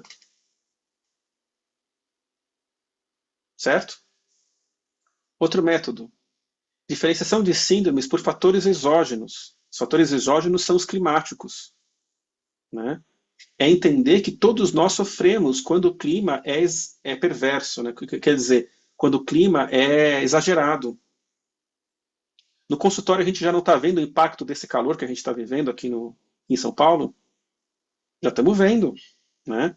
E semana que vem, que vai subir mais a temperatura, vamos ver mais ainda. A cara da Jéssica foi ótima. Eu não sabia que ia subir mais a temperatura, Edgar. Não precisava falar isso na live. É... Mas vai, viu, Jéssica? Segunda-feira vai. Então, entender, por exemplo, que em certas doenças que vêm dos fatores climáticos, qual é a importância da minha resistência? Né? Como é que eu elevo o meu Weiqi, né? Como é que eu levo a minha resistência para me defender melhor dos fatores climáticos? Quando estou enfrentando um fator exógeno, qual é a natureza dele? Ele é do frio, do calor, da secura, da canícula, do frio, da umidade? Quando o cara está ali gripado na sua frente, está com otite ali na sua frente, é hora de você ficar pensando: nossa, eu vou resolver isso tonificando o rim, porque o rim, a abertura do rim é o ouvido. É hora de pensar isso, gente? Claro que não, porque pensar que o rim, a abertura do rim é o ouvido é métodos de órgãos e vísceras. A hora da otite, eu vou ter que pensar, peraí, o cara está gripado, está com febre, está com transpiração, que natureza do fator patogênico está acometendo esse cara? Vocês entendem? E aí eu vou ter acupuntura, fito, tuiná, tudo já estabelecido de como é que trata esse tipo de fator climático. Né? Por exemplo, estudar os fatores climáticos me ensina a respeito das pestilências. Olha como a gente desconhece completamente a história da medicina chinesa. O que eu ouvi de gente, não foram muitos, graças a Deus, mas eu ouvi terapeuta de medicina chinesa falando durante a pandemia que a medicina chinesa era contrária à vacinação. Que segundo a medicina chinesa não se vacina. Eu queria saber de onde o cara tirou essa informação. Pergunta para mim qual foi a primeira medicina que vacinou no mundo. A medicina chinesa. Vocês sabiam disso? Muita gente não sabe disso. Muita gente não sabe disso. Né? Claro, não é a vacina como ela é feita hoje, mas métodos de entender que tem certas doenças que eu tenho contágio independente da minha resistência e que eu vou precisar criar resistência socialmente para conter uma epidemia, uma pandemia, né? Isso é super antigo nessa medicina. Por isso que quando o Covid estourou na China, eles já sabiam caminhos de tratar. A China vacinou a sua população? Usou junto métodos de medicina chinesa? Usou largamente. Por isso tiveram resultados contra a pandemia muito melhores do que a gente. Vocês entendem? E olha como a gente tem fórmulas clássicas de ponto também para esse método. A gente tem fórmula de ponto para órgãos e vísceras, a gente tem fórmula de pontos para fator patogênico climático. Olha essa fórmula aqui, ó. Dispersar o vento frio e gerar transpiração. VB20, bexiga 10, IG1, TA1 e TA2. De novo, do Tratado de Acupuntura e Mocha-Bustão. Não, desculpa, esse é outro tratado. Zenju, Jia e Jin. Tratado de Acupuntura e Mocha-Bustão de 220 depois de Cristo. Olha como é super antigo esse livro. Já falava de saber identificar o fator patogênico climático, vento e frio. Como que eu vou, através da acupuntura, gerar um efeito diaforético, né? Que é vou expelir o vento frio através da transpiração. Vocês entendem? Então já era previsto que o terapeuta saberia fazer esse método de entender o que estava acontecendo. Todo mundo aqui já deve ter ouvido falar, quem é estudante de acupuntura aqui presente, dos 4 estágios e dos 6 níveis. 4 estágios é um método dentro dos fatores climáticos para entender a evolução de um vento-calor. Não vou entrar aqui em detalhes, tá? Mas, por exemplo, os 4 estágios é estágio do Weiqi, Qi, Yin Qi e Sangue. O método de 6 níveis é para entender especialmente a evolução de um vento frio. Todo mundo aqui que já estudou medicina chinesa já deve ter visto nos livros. Está no nível do Taiyan, está no nível do Shaoyan, certo? Essa terminologia é para entender a evolução de um vento frio. Então olha que rico, a gente tem um método para entender qual é o fator climático E depois métodos dentro desse para entender a sua evolução, o seu agravamento. A gente não tem que estudar, povo. A gente tem que estudar muito, né? Mas isso vai me dar montanha, né? Isso me traz humildade e confiança de quando o paciente, então, chega, eu tenho já muita experiência formulada. Por isso que eu trouxe as fórmulas para vocês, né? Nunca quero que um aluno meu siga fórmulas prontas. Não é isso. Mas é saber que já teve mestres do passado que quebraram a cabeça para chegar em métodos eficientes para tratar essas coisas. Tá? Então, eu acho que o grande propósito da live eu já falei, né? Que ajuda muito a gente ter uma formação sólida, né? Especialmente uma formação que me dê a base na raiz da filosofia taoísta, e tudo tudo da medicina chinesa, em termos técnicos, em termos éticos, tudo vem da filosofia taoísta, né? Para que a gente possa desenvolver confiança e autonomia. Ter método não é ficar preso no método. Ter método é ter liberdade. Ter método é poder ter sensibilidade, criatividade sobre o método. Vocês entendem? Não ter método é ficar perdido. É bater cabeça. Né?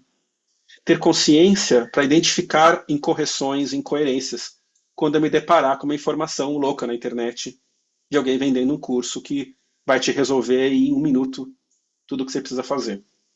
Tá? E aí eu falo vocês já falaram, né?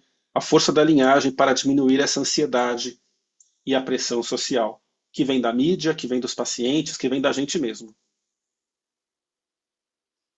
Tudo bem, gente? E aí termino fazendo um pouco de propaganda, né? Que faz parte. Quem tiver interesse em divulgar para alguém, em abril começamos as turmas novas de acupuntura, lá na escola, no Semetrac, na linhagem Agulha de Ouro. Dia 1º de abril começamos uma turma nova. Essas informações todas tem no meu site, vocês podem me escrever. Tá? 2 anos de curso. Em abril também, dia 2, nós começamos a nova turma de Tuiná. Lá na escola, a gente procura muito essa integração, né? Que o terapeuta consiga essa visão unificada das ferramentas, que eu falei no início. Esse ano temos um presente, né? Dia 3 de maio começamos o curso avançado de acupuntura com o mestre. Primeira vez que ele dá esse curso. Ele fala, você vê que o caminho do conhecimento não tem fim, né? Então ele fala, agora eu quero trazer coisas que eu nunca ensinei. Então vamos ver o que ele vai ensinar pra gente. Curso de 6 meses. E aqui deixo no final os meus contatos, para quem quiser tirar dúvida, quem quiser mais informação. No meu site tem as informações, que é o terapiaschinesas.com.br, tem as informações de todos os cursos. E mais do que isso, tem um monte de vídeo, artigo. Lá eu escrevi uma série de artigos chamado Mestres da Medicina Chinesa. Né? Então lá você encontra esses artigos contando histórias desses mestres que nos ajudam a ganhar mais confiança nessa medicina. Né? Tem aqui o meu Instagram, nosso Instagram, terapias.chinesas. Né? O WhatsApp de contato do nosso consultório, dos cursos e o meu e-mail. Aqui do lado tem o telefone do Semetrac também, para o WhatsApp do Semetrac para matrículas também. Tá? Mas se alguém quiser tirar dúvida, alguma coisa da live não ficou clara, fica à vontade de me escrever no e-mail, que eu respondo com bastante frequência. Deixa eu ver aqui o chat. Isso. A Vera falou que passou por isso atendendo alunos do cursinho popular, exatamente essa questão, né? A Fernanda escreveu, o processo de variolização desenvolvido na China é o método de imunização mais antigo documentado nos livros de imunologia. Exatamente, foi a varíola que foi a primeira doença a ser vacinada na história da humanidade, feita na China. Eu até tinha data, mas eu não sei de cabeça, mas é muito antiga. Obrigado, Vera, pela presença, por ter escrito. E é isso, gente. Desculpa que eu estourei um pouco o horário, foi uma live meio longa, mas eu queria dar esse panorama meio geral sobre esses métodos e sobre essas escolas de pensamento dentro da nossa medicina, para acalmar um pouco a nossa ansiedade. E é isso, então, muito obrigado. Alguém quer comentar alguma coisa? Perguntou aqui, o curso de diferenciação... E o curso de diferenciação? Tá, o curso de diferenciação, ele está disponível online no meu site, no Terapias Chinesas, e eu vou levar alguns anos para repeti-lo presencialmente de novo. Provavelmente eu dou esse curso a cada 3, 4 anos. Tá? Obrigado, gente. Obrigado, Valéria, Helena, Lucas, valeu, todo mundo. Interior de São Paulo. Tem online, sim. Não tem as formações online, tá, Crislene? Formação tem que ser presencial. No interior de São Paulo, a gente tem formação da linhagem em Tuiná, em Campinas. Então, se você quiser, eu posso passar essa informação para você. Você pode me escrever, que eu te passo o contato da escola, que vai ter curso esse ano. Tá bom? O Lucas Oliveira, quando vai ter no Rio? Então, essa é uma boa pergunta, Lucas. A gente não conseguiu ainda viabilizar um curso no Rio, mas existem esses planos e a gente quer muito, porque não tem cabimento, né? A gente não ter... Eu não tenho nem terapeuta para indicar no Rio, por incrível que pareça. Tenho terapeuta para indicar em um monte de lugares, mas no Rio não tem gente da linhagem lá, né? O Paulo não sei se o Paulo está aqui ainda, mas o Paulo, ele está indo para o 2º ano da acupuntura e vai ser um terapeuta da linhagem no Rio. Obrigado, Norma. E é isso aí, gente. Então, muito obrigado, boa noite. Bom final de semana para vocês. Boa noite, obrigada. Bom final de semana. Valeu. Obrigado, Norma. Boa noite, obrigada, Boa Edgar. Valeu, Dri. Tchau, tchau. Valeu. Tchau. Tchau, Lari. Tchau, André.